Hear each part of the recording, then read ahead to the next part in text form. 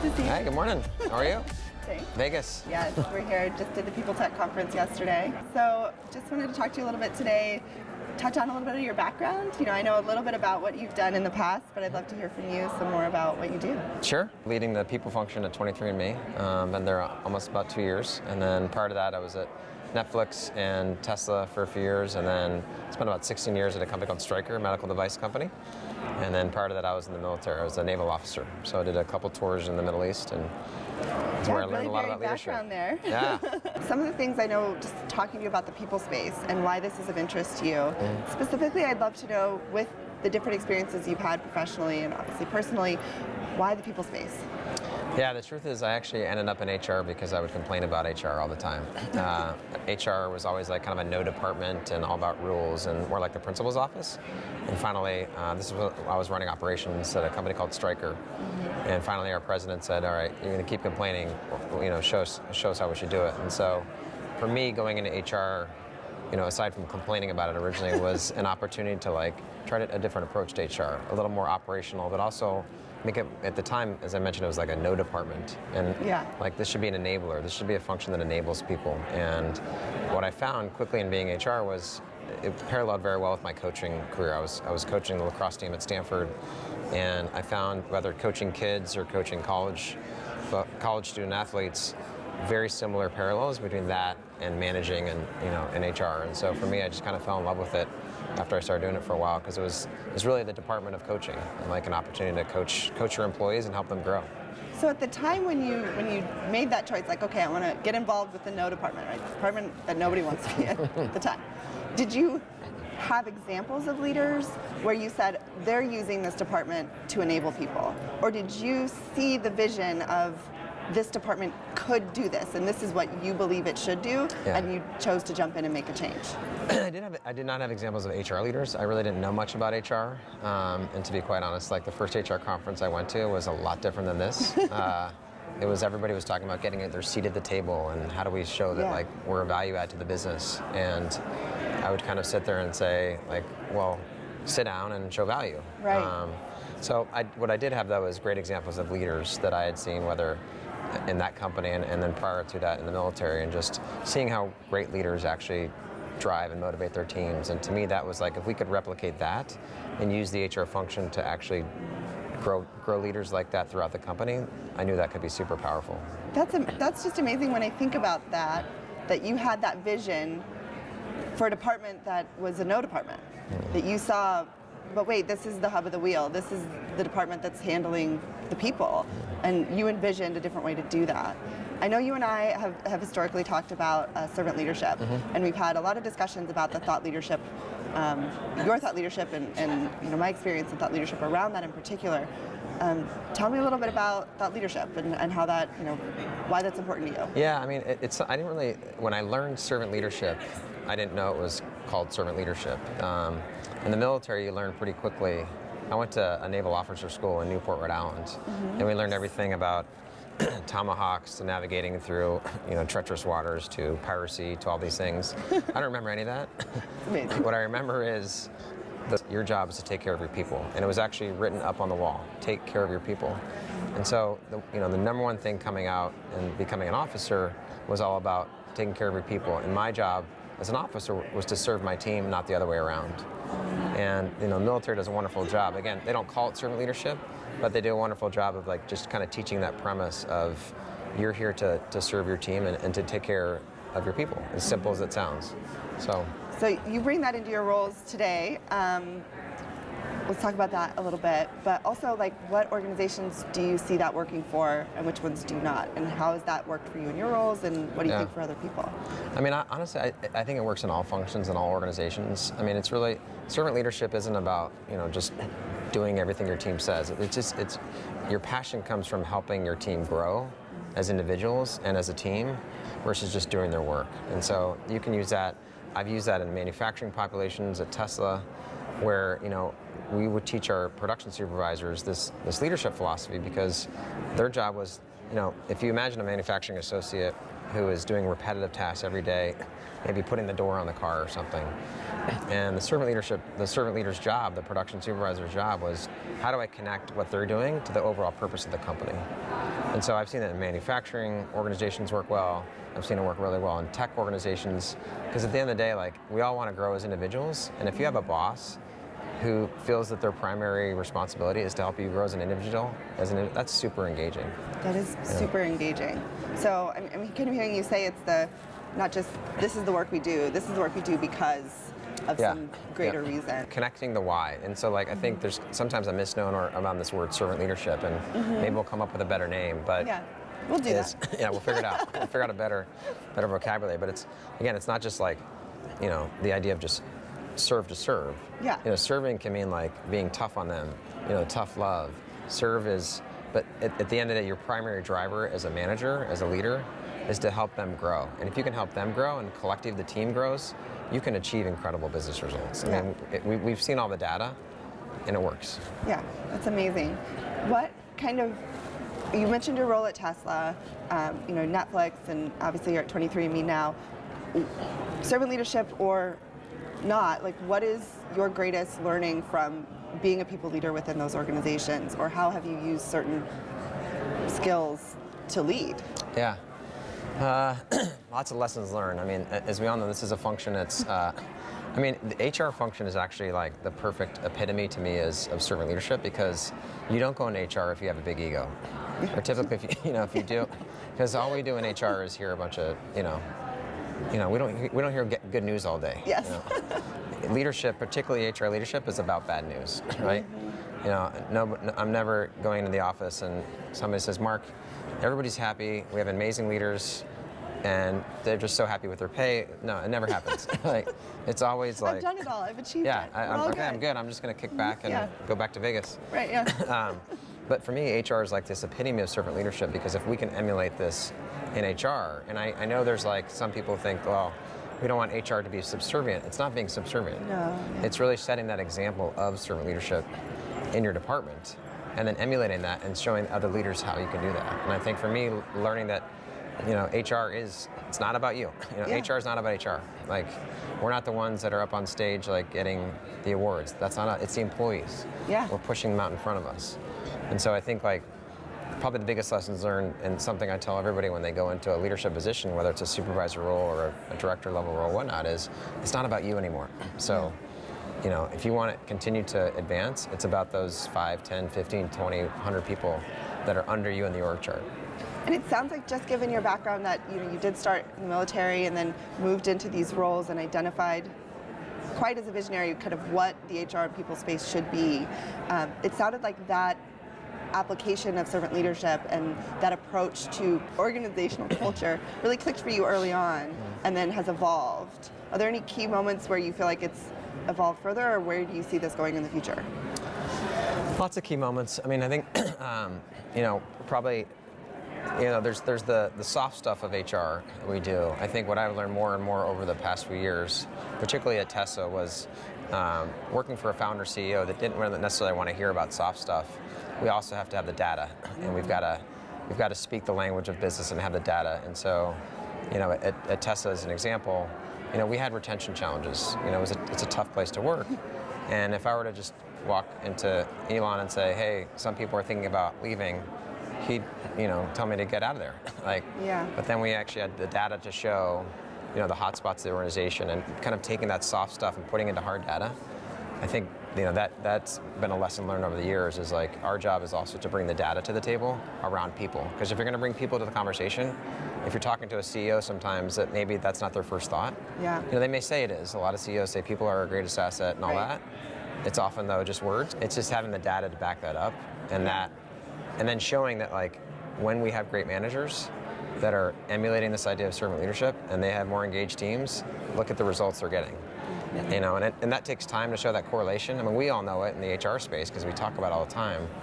But when you really get it down to, like, showing that correlation between servant leadership, great managers, and great results, it's super powerful. Super powerful. So in order to do that, obviously you need data, and you need a way to collect data, and you need technology in order to do that. Obviously, I'm involved with PeopleTech. Yes. You're very involved with PeopleTech. How does PeopleTech help you kind of achieve those things and bring that data forward or operationalize the activities that need to happen in order for you to really have the dashboard Sure. to manage your people. Yeah, I mean, PeopleTech is great because we get to see everything, all the hot, incredible technology that's out there. I'm also cautious to make sure you get what you put into any tech. Yeah. And so you can have a beautiful user interface and stuff, but what are we actually using it for? For me, though, I mean, the technology has been a wonderful part of PeopleTech, but the greatest advantage I see is the collaboration within the community. The email blasts, we're all dealing with the same issues, just at different sizes of companies, different industries, and we're all making the same mistakes, so it's sometimes nice. Yeah. I think that the vulnerability that we have in the community is also super powerful and unique, that people are willing to say, I don't know what I've been doing this HR thing for 10 years, 20 years, and I don't know how to do this. It's a super powerful statement to say, I don't know, can you help me? Yeah. And there's not a lot of communities out there that people are a little bit scared to say they don't know something. I mean, when I first got my most recent job, I didn't know anything about private RSUs, private options and stuff. And had this great community, they're like, we should look at this, you should look at this, and that's always been super helpful. That's awesome. I saw that a lot really strongly when we were putting together the recent Illuminate conference.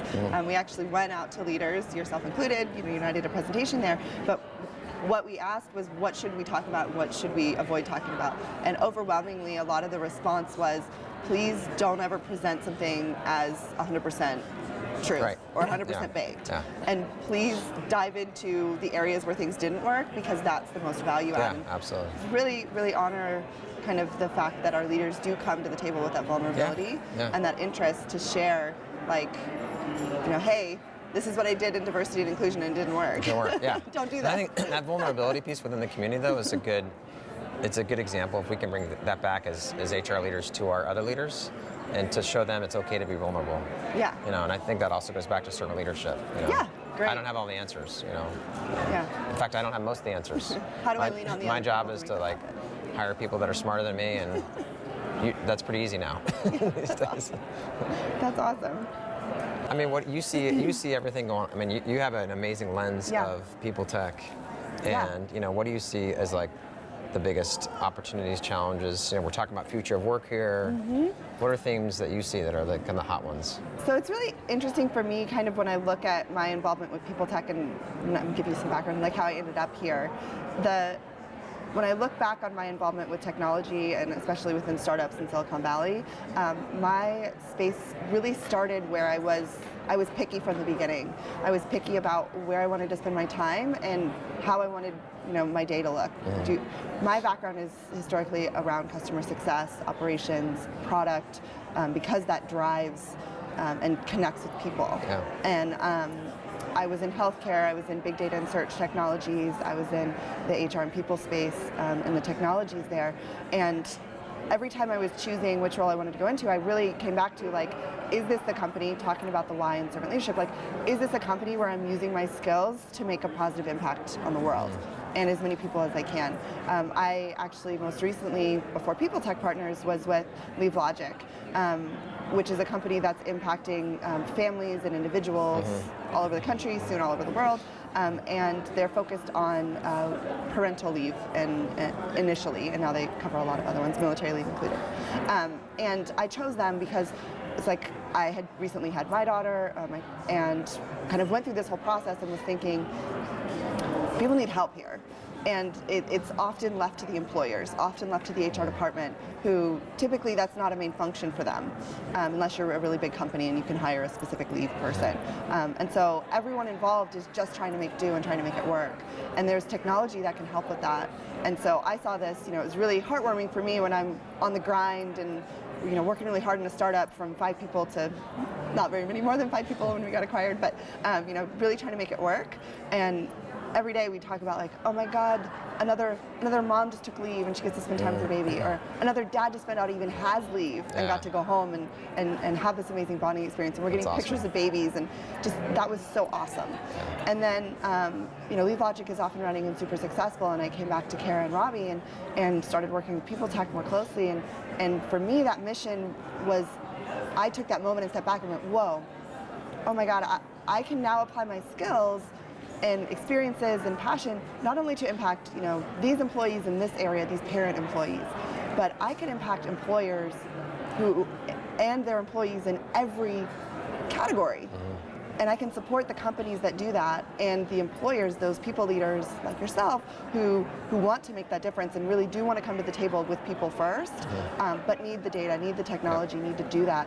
And that's been really inspiring for me. And so being able to come in and do that every day, and now I'm not just working with one company, I still get to work with LeapLogic, but I'm working with these 30 plus other companies that are doing that, as well as get the line of sight for all the companies. You know, we've vetted over 400. So what are other innovators doing in this space? What's coming for the future, and how is that going to be a positive impact?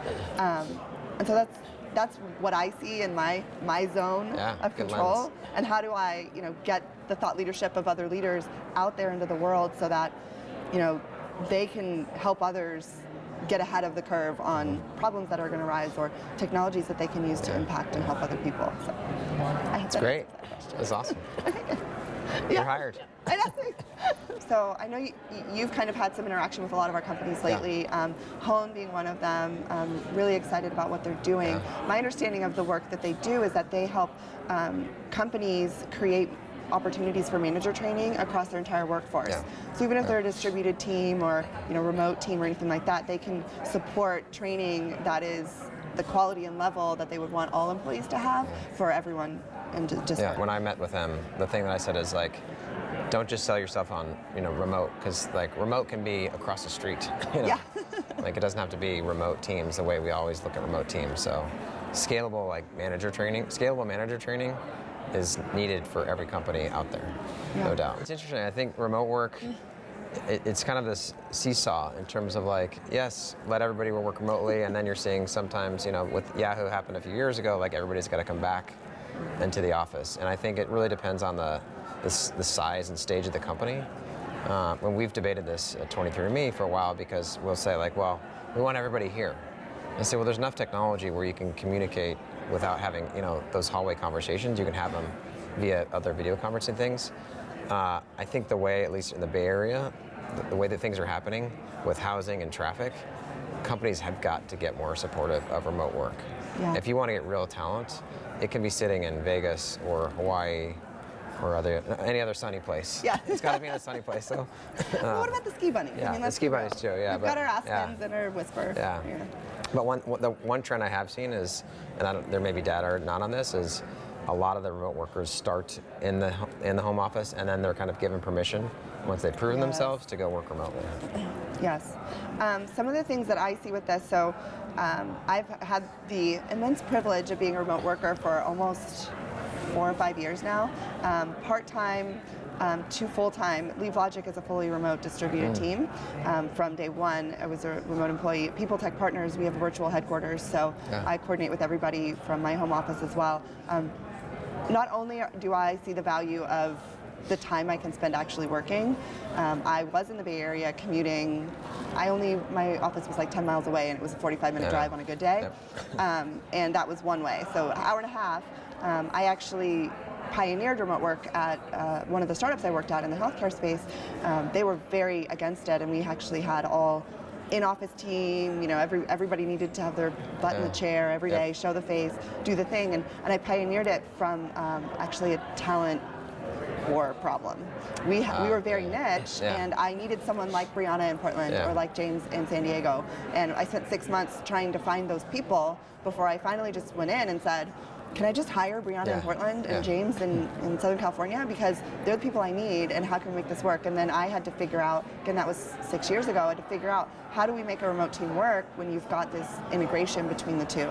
And things I learned in that was that the daily aspects of it really matter. People make these grand gestures of, we're going to include the remote team by having a remote work party and sending them a coffee machine, and now they're going to feel like they're part of the team, and that's great, definitely still need to do that, but the trends that I see that really make it work is that you're conscious that your team members are virtual.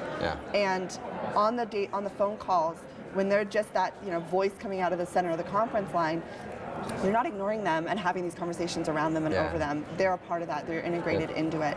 And being conscious of that at the time made me just realize that it's these little moments, these little activities that are going to make or break whether or not a combination in-office and at-home team is going to work or virtual team is going to work. For sure.